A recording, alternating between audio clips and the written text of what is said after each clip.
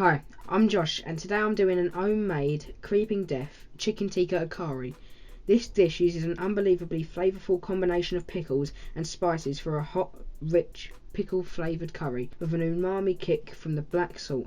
Before I begin, please take a second to subscribe, like the video and click that notification bell. Thanks. With your pan on a medium heat, add the mustard oil, bay leaf, chopped up Kashmiri chillies, cumin seeds, mustard seeds and half the sliced finger chillies, and give it a stir through.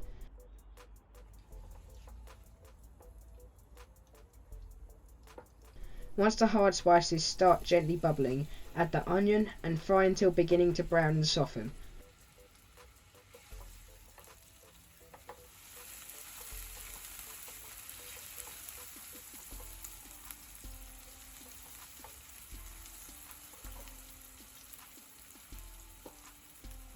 Add in the garlic and ginger paste, stir through and fry for 30 seconds.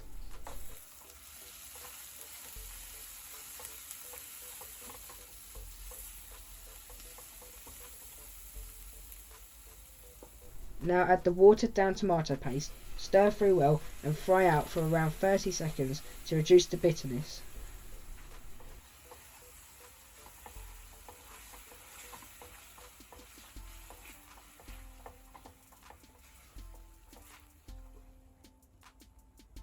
Add the methi,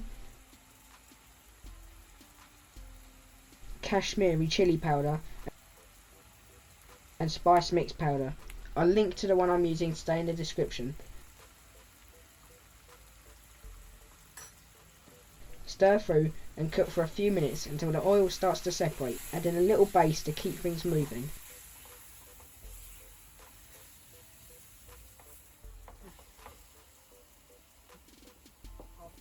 Add half of the heated base gravy, stir through and allow to reduce by half.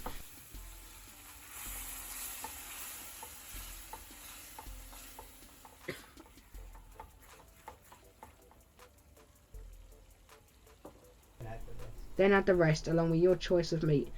I'm using my yogurt-free chicken tikka here. I'll pop a link to it in the description.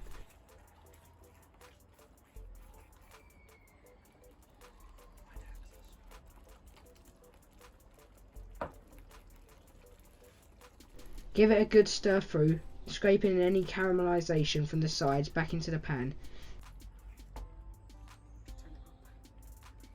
Reduce down for around 5 minutes, then add the rest of the chillies, grated garlic clove. Here I'm using some garlic cloves I've pickled for a week in malt vinegar and sugar.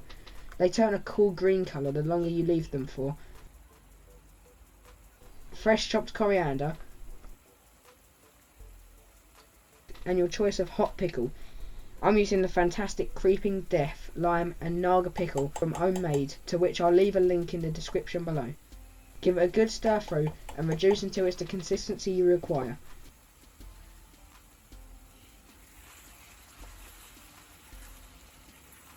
You can use whatever pickle you like. Garlic pickle, naga pickle and even mango pickle are all fine depending on how hot you like our dishes.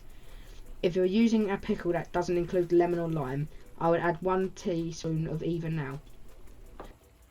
Sprinkle with the garam masala and some black salt, which adds some fantastic savoury umami taste. You can always use hing instead if you have some.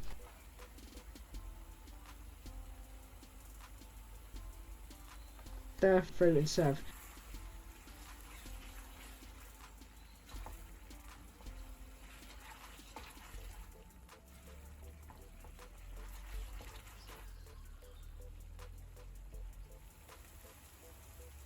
Please remember to like, comment and subscribe, and don't forget to check out this and many more recipes on my website at thecurrykid.co.uk.